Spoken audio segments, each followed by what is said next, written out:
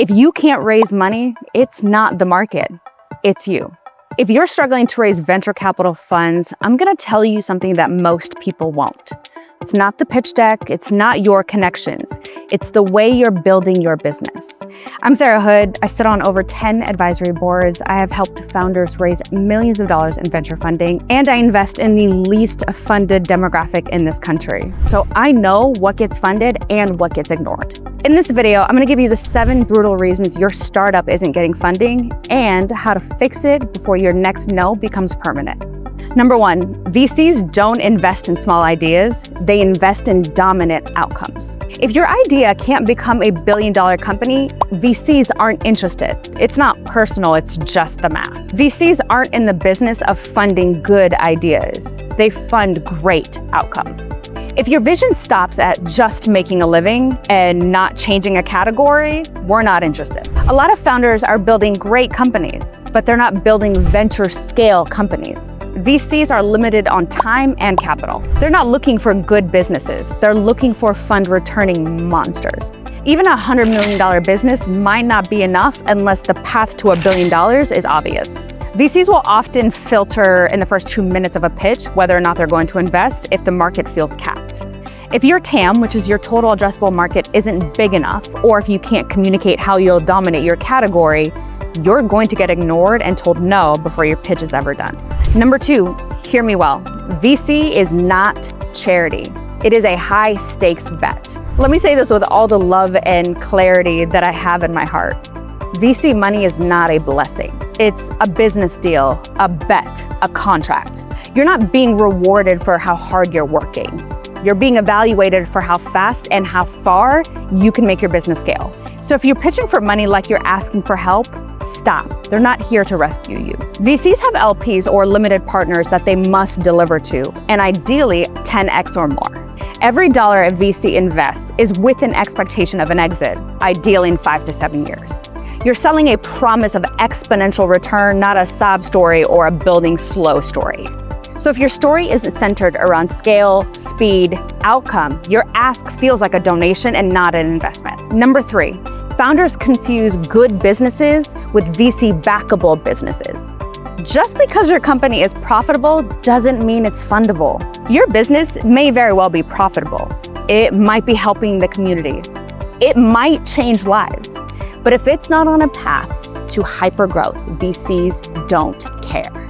And it's not an insult. It just might be the wrong capital vehicle for your business type.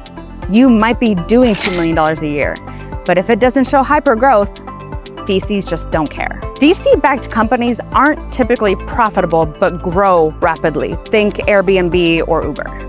Lifestyle businesses are amazing, but they belong in crowdfunded, bootstraps, or angel-backed lanes. Number 4, speed equals credibility. VCs don't invest in potential, they invest in momentum. Whether it's growth, waitlist traction, or early partnerships, they fund momentum and motion. Whether it's user growth, waitlist traction, or early partnerships, VCs fund velocity, they fund motion. YC says this all the time: build fast, launch faster. They don't fund in ideas, they fund execution. So ask yourself this: what has your company done in the last 30 days? Paul Graham said it best: growth is all that matters. Whether it's users, revenue, engagement, or product velocity, show that your startup is moving. YC often rejects startups that are still planning or waiting to launch. Even if you're small, if you're moving fast and iterating quickly, you are still fundable. Stagnation is what kills deals. Number 5, you're pitching a product and not a vision.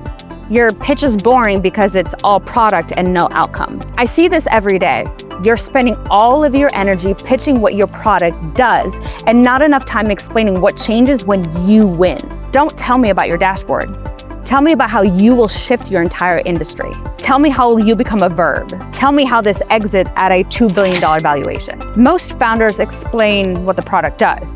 What VCs want to hear is what happens when you win. Sell the future, the empire, the cultural shift. The mass adoption curve. This is where funded founders stand out. They're able to speak to a massive vision with unshakable clarity. If your pitch doesn't make a VC feel FOMO, a sense of urgency or obsession with the market, you're not going big enough.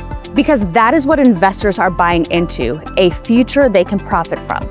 Number 6, you're pitching too early or too late. Here's the harsh truth. Timing kills more deals than anything else does. If you're too early and you have an idea, but you don't have validation, you don't have traction or a co-founder, you're not ready yet. If you're too late and you've been sitting with no traction for years, you're also not ready yet. VCs will think that your window has passed. You need to raise during the rise when the story is exciting. Too early is no traction, no validation, and no co-founder. It's just an idea. What they consider too late is if you've been sitting with flat numbers for 4 years, VCs will think that your window has passed. Fundraising is like surfing. You either catch the wave early or you've missed it entirely. Number 7, you haven't built founder market fit. This one is so important. You're building a startup in a space you've never lived, so that's why no one believes that you will win. You can fake confidence, you can fake branding, but you can't fake conviction. Conviction comes from one thing, and that's proximity to the problem. YC or Y Combinator consistently backs founders who are solving a problem that they intimately understand. Remember, founder market fit is an obsession. It's an unfair advantage that you have. Without it, you sound like you're guessing your way to success. When your lived experience aligns with your product, conviction, and credibility, it's undeniable. If you found this video helpful, make sure to tap this video to learn more about how you can build your business differently.